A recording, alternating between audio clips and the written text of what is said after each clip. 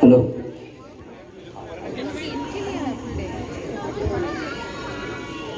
ನಮಸ್ಕಾರ, ಎಲ್ಲರಿಗೂ ರಾಜ್ಯೋತ್ಸವದ ಶುಭಾಶಯಗಳು. ಇಂದು ನಾವು ಈ ಸಂಭ್ರಮದಲ್ಲಿ ಕನ್ನಡದ ಹಾಡು ನೃತ್ಯಗಳನ್ನ ನೋಡಿದ್ವಿ. ಅದರ ಜೊತೆಗೆ ನಮ್ಮ ಕನ್ನಡದ ಮಹನೀಯರನ್ನು ನಾವು ಜ್ಞಾಪಿಸ್ಕೋಬೇಕು. ಅವ್ರದ್ದು ಜೀವನ ಆದರ್ಶಗಳನ್ನು ತಿಳಿದು ಅದನ್ನು ನಾವು ಅನುಸರಿಸಬೇಕು. ಇದಕ್ಕೆ ನಮ್ಮ ಆಕಾಶವಾಣಿನವರು ಒಂದು ಕಾರ್ಯಕ್ರಮನ ಮಾಡಿದರು. ಅದರ ಹೆಸರು ಉದಾರ ಚರಿತರು ಉದಾತ್ತ ಪ್ರಸಂಗಗಳು ಅಂತ. ಅದರಲ್ಲಿ ಒಬ್ಬರು ಮಹನೀಯರ ಬಗ್ಗೆ ಒಂದು ಸಂದರ್ಭನ ವಿವರಿಸಿ ಹೇಳ್ತಾ ಇದ್ರು. ನಾವಿವತ್ತು ಅದರದ್ದು ಒಂದು ಭಾಗನ ಮಾಡೋಕ್ಕೆ ಪ್ರಯತ್ನ ಮಾಡ್ತಾ ಇದ್ದೀವಿ. ಇದು ಗುಂಡಪ್ಪನವರು ಮತ್ತು ವಿಶ್ವೇಶ್ವರಯ್ಯನವರು ಇರುವಂತಹ ಒಂದು ಪ್ರಸಂಗ. ಇದರಲ್ಲಿ ಗುಂಡಪ್ಪನವರ ಮಾತನ್ನ ನಾನು ಮತ್ತು ವಿಶ್ವೇಶ್ವರಯ್ಯನವರ ಮಾತನ್ನ ಸುಹಾಸು ಆಡ್ತಾ ಇದ್ದೀವಿ.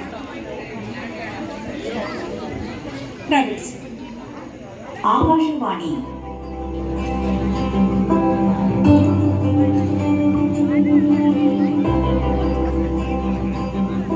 ಉದಾರ ಚರಿತರು ಉದಾತ್ತ ಪ್ರಸಂಗಗಳು. Doctor TV. ವೆಂಕಟಾಚಲ ಶಾಸ್ತ್ರಿಯವರ ಪುಸ್ತಕದ ಧ್ವನಿ ರೂಪ.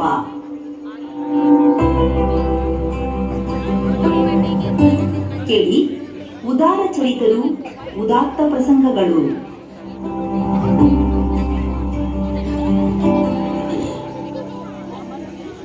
ಪ್ರಿಯ ಕೇಳುಗರೆ, ನಮಸ್ಕಾರಗಳು ಹಾಗೂ ಕಾರ್ಯಕ್ರಮಕ್ಕೆ ಆತ್ಮೀಯ ಸುಸ್ವಾಗತ. ಡಿ.ವಿ. ಗುಂಡಪ್ಪನವರು ಬರೆದ ಮೈಸೂರಿನ ದಿವಾನರು ಈ ಪುಸ್ತಕದಿಂದ ಆಯ್ದ ಒಂದೆರಡು ಪ್ರಸಂಗಗಳನ್ನು ಈಗ ಕೇಳೋಣ. ವಿಶ್ವೇಶ್ವರಯ್ಯನವರು ಯಾರಿಂದ ಎಷ್ಟು ಮಟ್ಟಿನ ಸಹಾಯವನ್ನು ಪಡೆದಿದ್ದರೋ ಅವರಿಗೆ ಸಂಭಾವನೆಯನ್ನು ನೀಡುವ ಪದ್ಧತಿಯನ್ನು ಇಟ್ಟುಕೊಂಡಿದ್ದರು. ಅವರಿಗೆ ಅನೇಕ ಸರಕಾರಗಳಿಂದ ಇಂಜಿನಿಯರಿಂಗ್ ಬಾಬಿನಲ್ಲಿಯೂ ಯಂತ್ರಕರ್ಮ ಪರಿಶ್ರಮದ ಬಾಬಿನಲ್ಲಿಯೂ ಸಲಹೆ ಸೂಚನೆಗಳು ಬೇಕೆಂದು ಬೇಡಿಕೆಗಳು ಬರುತ್ತಿದ್ದವು. ಈ ಬೇಡಿಕೆಗಳಿಗೆ ಪ್ರತ್ಯುತ್ತರವನ್ನು ನೀಡಲು ಅವರಿಗೆ ಬೇರೆ ಇಂಜಿನಿಯರ್ಗಳ ಸಹಾಯ ಕೊಂಚ ಬೇಕಾಗುತ್ತಿತ್ತು. ಅವರ ಸಹಾಯಕ್ಕಾಗಿ ಅವರು ಸಂಭಾವನೆಯನ್ನು ಕೊಡುತ್ತಿದ್ದರು.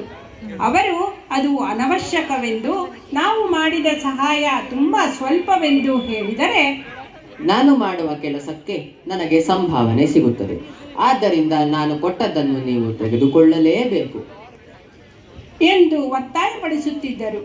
ಅವರಿಗೂ ನನಗೂ ಈ ವಿಚಾರದಲ್ಲಿ ತಕರಾರುಗಳು ನಡೆಯುತ್ತಿತ್ತು. ನಿಮ್ಮಿಂದ ಒಂದು ಕೆಲಸವನ್ನು ಮಾಡಿಸಿಕೊಳ್ಳಬೇಕು ಎಂದು ಹೇಳಿಸಿಕೊಳ್ಳುವುದೇ ನನಗೆ ಪುಣ್ಯಾವಕಾಶ. ನಾನು ನಿಮಗೆ ಕೆಲಸ ಮಾಡಿಕೊಟ್ಟೆನೆಂಬುದೇ ನನಗೆ ಹೆಮ್ಮೆಯ ವಿಷಯ.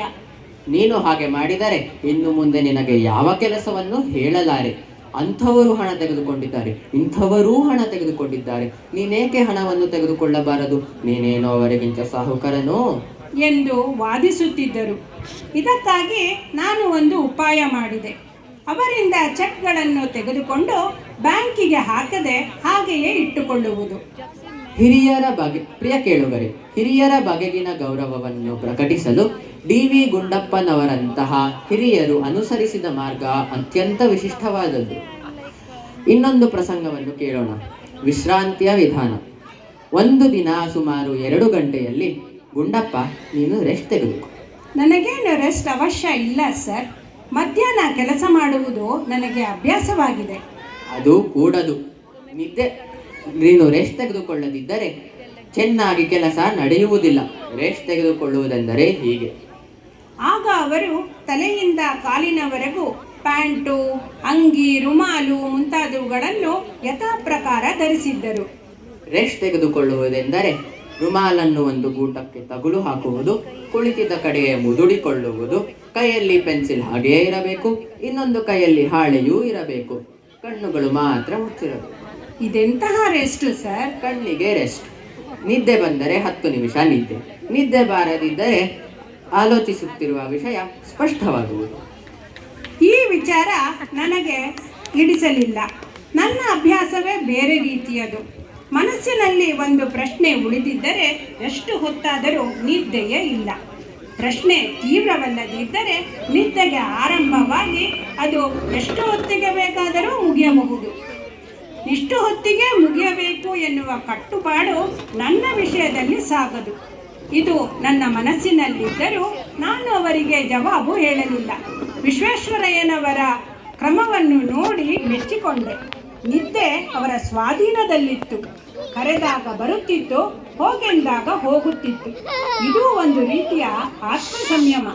ಪ್ರಿಯ ಕೇಳುಗರೆ, ಈ ಕಾರ್ಯಕ್ರಮದ ಬಗ್ಗೆ ನಿಮ್ಮ ಅಭಿಪ್ರಾಯವನ್ನು ತಿಳಿಸಿ. ಈ ಕಾರ್ಯಕ್ರಮವನ್ನು ಬಾನುಲಿಗೆ ಅಳವಡಿಸಿ ಪ್ರಸ್ತುತಪಡಿಸಿದವರು ಅಂಬಿಕಾ ಮತ್ತು ಸುಹಾಸ್. ಇದು ಆಕಾಶವಾಣಿ FM ರೇನ್ಬೋ ಪ್ರಸ್ತುತಿ. ಮುಂದಿನ ಪ್ರಸಂಗದಲ್ಲಿ ಮತ್ತೆ ಭೇಟಿಯಾಗೋಣ. ನಮಸ್ಕಾರ. ಧನ್ಯವಾದಗಳು. ಸೊ ಆಕಾಶವಾಣಿ FM ರೇನ್ಬೋ ಅಂದ ತಕ್ಷಣ ನಮ್ಮ ಕಿವಿ ನಿಮುರುಬಿಡ್ತು. ಅಪ್ಪ ತಿರ್ಗಾ ಹೊಟ್ಟೋದು ನಾನು ಆಕಾಶವಾಣಿಗೆ ಅಂತ. ತುಂಬ ಸಂತೋಷ ಆಯಿತು. ಒಳ್ಳೆಯ ಮಾತುಗಾರಿಕೆ ಸುಹಾಸ್ದು ಅಂತ ಅನ್ನಿಸ್ತು. ಜೋರಾದ ಕರತಾಡನ ಬರಲಿ. ಇಂತಹ ಒಂದು ಕಾರ್ಯಕ್ರಮಗಳು ಮನೆಯಲ್ಲಿ ಮಾಡಬೇಕು, ಸಾಹಿತ್ಯದಲ್ಲಿ ಇಷ್ಟ ಇರುವವ್ರ ಜೊತೆಗೆ ಮಾಡಬೇಕು. ತಾವೆಲ್ಲರೂ ಕೈ ಜೋಡಿಸಿದರೆ ತಿಂಗಳ ತಂಬೆಳ